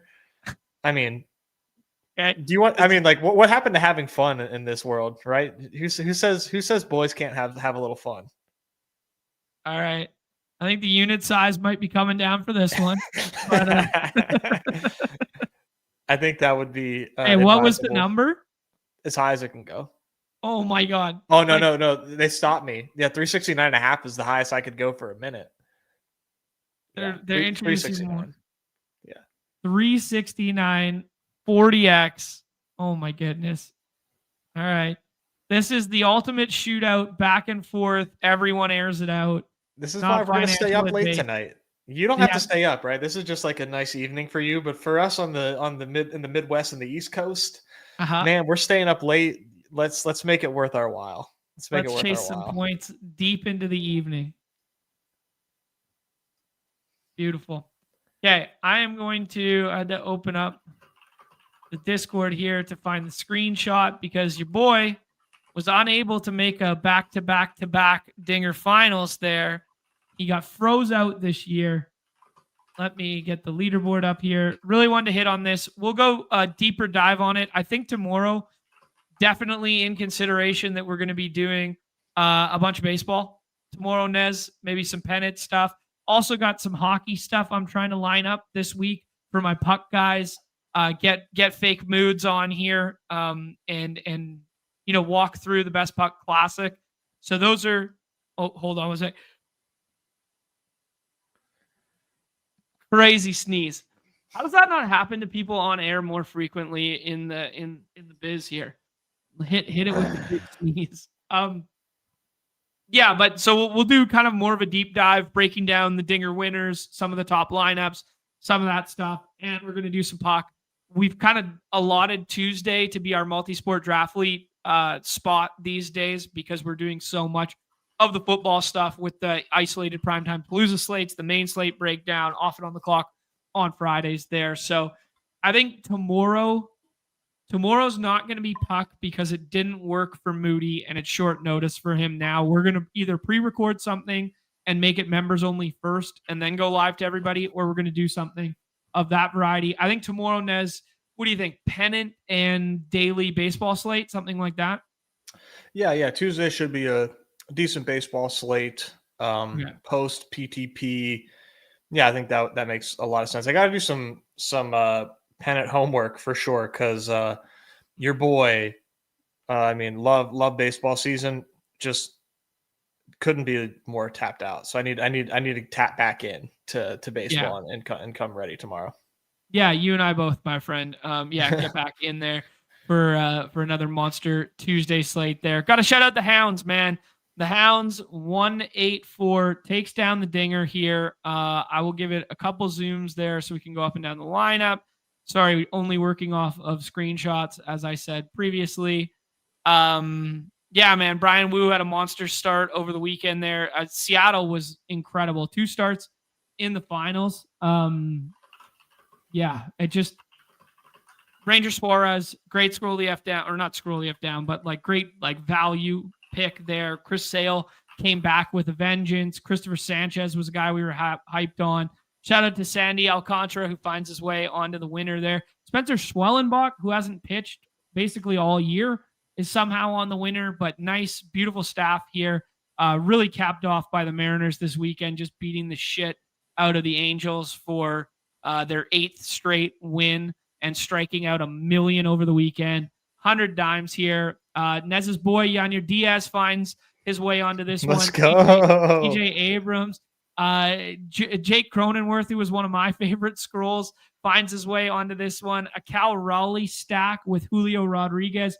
Julio Rodriguez, kind of like the guy you needed in the Dinger. Joe Adele, Michael Nelson Trout, Yordan Alvarez. I mean, this one just makes me feel all warm and fuzzy. George Springer was a dude I was definitely out on. Not a ton of stacking going on here. A couple mini stacks, like a double Angels one there, a double Seattle one going on there, a double Phillies one, but nothing of the onslaught variety, just a couple 2-mans built together. Really nice pitching staff. Shout out to the Hounds. 184 here.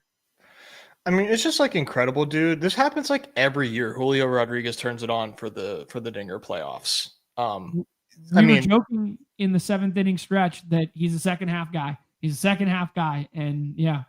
He's been rocking the entire playoffs, the WRC plus north of 150 the entire way. Just unbelievable. You could play so well and have faded him. And then it doesn't matter because he just turns it on in the playoffs. Yordan Alvarez, you could have read that situation perfectly. And then he's in the first place Dinger lineup. I mean, best ball is a hilarious game, man. not to take away from the Hounds lineup here, because like a lot of really good players here, like Sandy coming on like when he really needed it in the playoffs. That Sanchez pick was awesome. Chris Sale coming back just in time, like really awesome pitching selection here of like cheap, good pitching. Very good. And everything. It's just, yeah, man, the dinger, not that like winning a best ball championship is easy by any regards, but the dinger just keeps eluding me. This is one that I want bad, but I didn't even make the finals this year. So we'll be back. Outside of BBM, if I could handpick the contest I'd like to win most on this site, it's the dinger. Yeah, winning the dinger would just be so fucking awesome, man. That was like the first, that was my first obsession on Underdog in these tournaments was the dinger. So yeah, that would mean a lot to 2020 Nez. Nez, we got this as the top of the leaderboard there. It only goes 9 spots deep for me here. Shout out to HGM34, aka Ronnie, who provided me with the screenshot and was sweating in the Discord the whole time. There, the Hounds is up top.